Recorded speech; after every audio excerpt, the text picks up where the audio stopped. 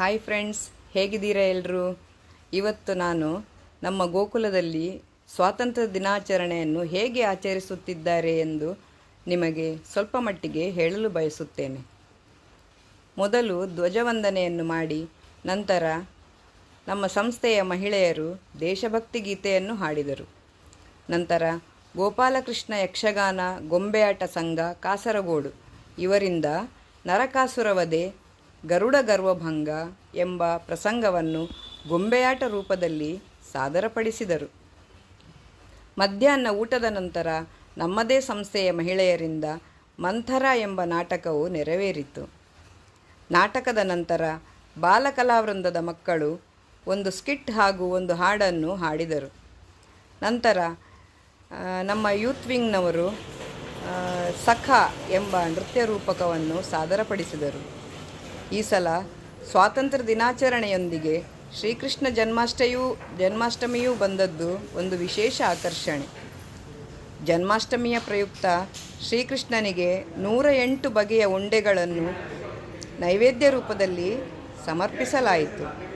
ನಮ್ಮ ಗೋಪಾಲಕೃಷ್ಣ ದೇವರ ಎದುರಿನಲ್ಲಿ ಹೆಸರಾಂತ ಶಾಸ್ತ್ರೀಯ ಸಂಗೀತ ಗಾಯಕಿ ವಿದುಷಿ ನಂದಿನಿ ರಾವ್ ಗುಜಾರ್ ಪುಣೆ ಇವರಿಂದ ಸಂಗೀತ ಕಚೇರಿಯೂ ನೆರವೇರಿತು. ಗೋಕುಲ ಮಂಡಳಿಯವರಿಂದ ಭಜನೆ ಹಾಗೂ ವಿಷ್ಣು ಸಹಸ್ರನಾಮ ಪಠಣೆ ನಡೆಯಿತು. ರಾತ್ರಿ ಪೂಜೆಯ ನಂತರ ಫಲಾಹಾರದ ವ್ಯವಸ್ಥೆಯೂ ಮಾಡಲಾಗಿತ್ತು. ನಾನು ಈಗ ಈ ಎಲ್ಲ ಕಾರ್ಯಕ್ರಮದ ಸಣ್ಣ ಸಣ್ಣ ತುಣುಕುಗಳನ್ನು ನಿಮಗೆ ತೋರಿಸಲು ಬಯಸುತ್ತಿದ್ದೇನೆ. ನೋಡಿ, ಆನಂದಿಸಿ, ನಿಮ್ಮ ಅಭಿಪ್ರಾಯ ತಿಳಿಸಿ.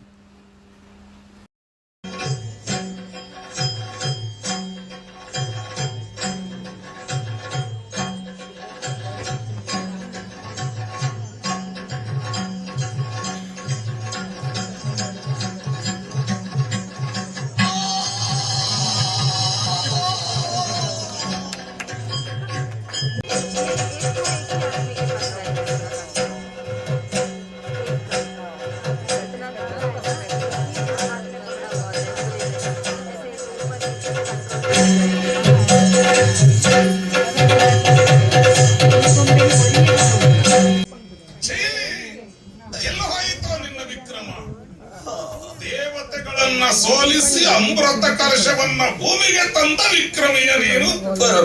ಮರದಿಂದ ಮರಕ್ಕೆ ಹಾರುವ ನಮ್ಮಂತ ಮಂಗಗಳ ಕೈಯಿಂದ ಪೆಟ್ಟು ತಿಂದ ನೀನು ಈ ಮೋರೆಯನ್ನು ಕೊಂಡು ಹೋಗಿ ನಿನ್ನ ಹೆಂಡತಿ ಮಕ್ಕಳಿಗೆ ಹೇಗೆ ತೋರಿಸಿ ಹೇಳು? ಕೃಷ್ಣ ಕೃಷ್ಣ. ಇನ್ನಾದ್ರೂ ನಿನಗೆ ಹೇಳುತ್ತೇವೆ, ಕೃಷ್ಣ ಬಲರಾಮರನ್ನ ತಂದು ನಮ್ಮ ಪಾದದಲ್ಲಿ ಕೆಡದೇ ಇದ್ರೆ ನಿನಗಲ್ಲ ಇಡೀ ಪಟ್ಟಣದವರಿಗೆ ನಿನ್ನ ಗತಿ ಬಂದಿತ್ತು. ಅಣ್ಣ, ಜಡದೋಲಿನಿಂದ ಅವರಿಗೆ ಹೋಗು. ರಾಮ ರಾಮ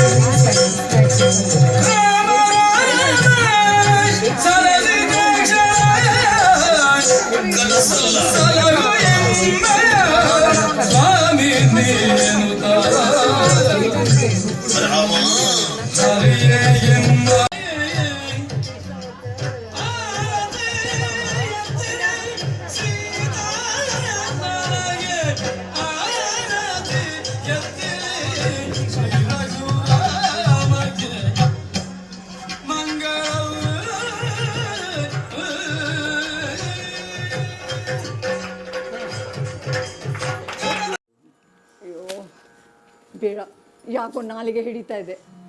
ನಿನ್ ಮಗ ಯುವರಾಜ್ ಆಗ್ಬೇಡುವೇನು? ಕೇಳು ಕೇಳು. ನನ್ನ ಮಗನಿಗೆ ಯುವರಾಜ ಪಟ್ಟ ಕೊಟ್ಟೆ ಕೊಟ್ಟೆ, ಭರತನಿಗೆ ಯುವರಾಜ್ ಪಟ್ಟ ಕೊಟ್ಟೆ. 1 ವರ ಆಯ್ತು, ಇನ್ನೊಂದು ವರ ಐತಿ. ಒಂದೇ ಸಾಕು, 2ನೇ ವರ ಕೇಳುವ ಅಗತ್ಯನೇ ಇಲ್ಲ. ನೋಡೋ, ಕೈ ಕೊಡ್ತಾ ಇರುವಾಗ ಕೇಳ್ದಕ್ಕೆ ಏನ್ ಗಂಟು ಹೋಯ್ತ? ಕೇಳದಕ್ಕ ಕೇಳಿಗೆ ಇರ್ಬೇಕಲ್ಲ ಮಂಥರ.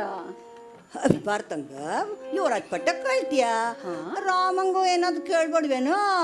ಅವನು ನಿನ್ ಮಗನ ಅಂತೀಯ. ಅಂದ್ರೆ ಅಂದ್ರೆ ಬರ್ತಂಗ ನಾಡ ಕೇಳ್ತೀಯ, ರಾಮಂಗೆ ಕಾಡಾದ್ರೆ ಕೇಳ್ಬೇಡ್ವೇನು? ಕಿರಿವನ ಪ್ರಿಯ ರಾಮ ಅಂತ ದೊಂದಿದಾಸರ ಹಾಡಿ ಹೊಗಳ್ತಾರ. ತಪ್ಪೇ ಮಾಡಿಲ್ಲ ರಾಮ. ಭಾರತನ್ಗ ಯುವರಾಜ್ ಪಟ್ಟ, ರಾಮಂಗ 14 ವರ್ಷ ಅಟ್ಟಂಬರಣ್ಯವಾಸ. ತಪ್ಪೇ ಮಾಡಿಲ್ಲ ರಾಮ, ಯಾವ ಬಾಯಿನ ಶಿಕ್ಷೆ ಕೇಳಲಿ?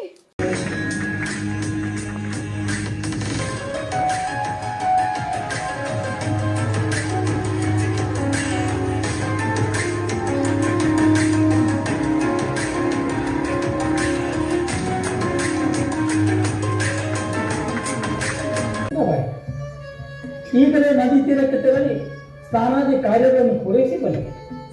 ತಮ್ಮಂತಹ ಮಹಾ ತಪಸ್ವಿಗಳ ಸೇವೆ ಮಾಡಲು ಅವಕಾಶ ನೀಡಿ. ಹಾಗೇ ಆಗಲಿ.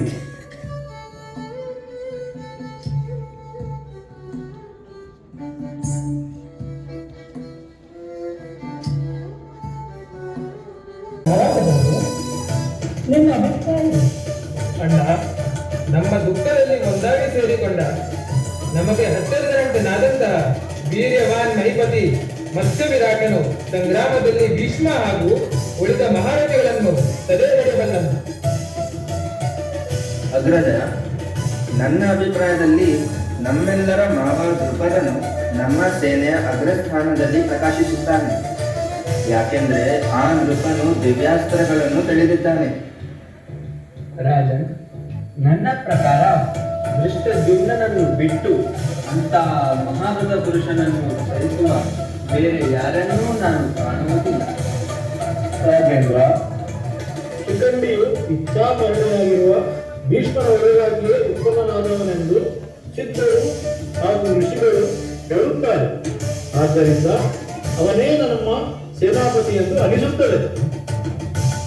ಕೃಷ್ಣ ದಾಶಾಯಿ ಯಾರನ್ನು ಸಮರ್ಥನೆಂದು ಹೇಳ್ತಾನೋ ಅವನೇ ನಮಗೆ ಸೇನಾಪತಿ ಆಗಿದ್ದಾನೆ. ರಾತ್ರಿ ಮುಗಿಯಲು ಬಂದಿದೆ. ಕೃಷ್ಣನ ವಶವರ್ತಿಯಾಗಿರುವುದನ್ನು ಸೇನಾಪತಿಯನ್ನಾಗಿ ಮಾಡಿಕೊಂಡು ಉಳಿದಿರುವ ರಾತ್ರಿಯನ್ನು ಕಳೆದು ಮುಂಜಾನೆ ಶಸ್ತ್ರಾಸ್ತ್ರದೊಂದಿಗೆ ರಣರಂಗಕ್ಕೆ ಸಾಗಿದೆ.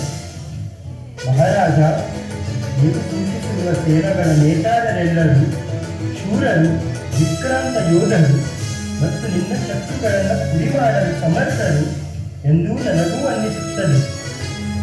ಹಾಗಲಿ ಸೇನೆಯನ್ನು ಹೂಳು ವಧಿಸಿಯೇ ಅವರನ್ನು ದಾರಿಗೆ ತರಬಹುದು.